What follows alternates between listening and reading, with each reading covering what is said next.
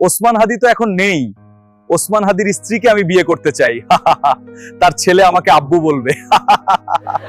ওসমান হাদির হত্যাকাণ্ডের পর এবার সামনে একটি লাইভ ভিডিও সামনে এসেছে, যা দেখে মানুষ হতবাক হয়ে গেছে। কারণ এই লাইভে আর কেউ নয়, ওসমান হাদির হত্যাকারী নিজেই সামনে এসে কথা বলেছে। ভাইরাল হওয়া সেই লাইভ ভিডিওতে হত্যাকাণ্ডে স্পষ্টভাবে বলেন তিনি ওসমান হাদির স্ত্রীকে বিয়ে করতে চান। এখানেই শেষ নয়, লাইভে বসে তিনি নির্লজ্জভাবে বলেন ভবিষ্যতে সেই শিশু নাকি তাকে আব্বু বলে ডাকবে। এই কথাগুলো তিনি কোনো ভয়, কোনো অনুশোচনা, লজ্জা ছাড়াই ক্যামেরার সামনে বলেন। লাইভ চলাকালীন তার আচরণ ছিল একেবারেই স্বাভাবিক, তিনি যেন কোনো অপরাধের কথাই বলছেন না। এই লাইভ ভিডিওটি ছড়িয়ে পড়ার পর মুহূর্তের মধ্যে সামাজিক মাধ্যমে তীব্র ক্ষোভ তৈরি হয়।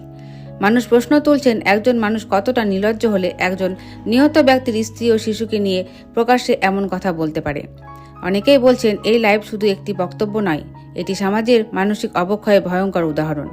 একসঙ্গে অভিযোগ উঠেছে ভারতে বসে এইসব পরিকল্পনা হয়েছে এবং ইচ্ছাকৃতভাবে মানুষের আবেগে আঘাত করা হচ্ছে।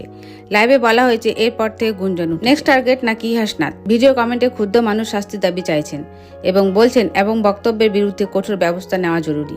এই মুহূর্তে এই লাইভ ভিডিও ঘিরে সামাজিক মাধ্যমে উত্তাল এবং মানুষ জানতে চাইছে একজন হত্যাকারী কিভাবে এত নির্লজ্জ প্রকাশে এসে কথা বলার সাহস পায়।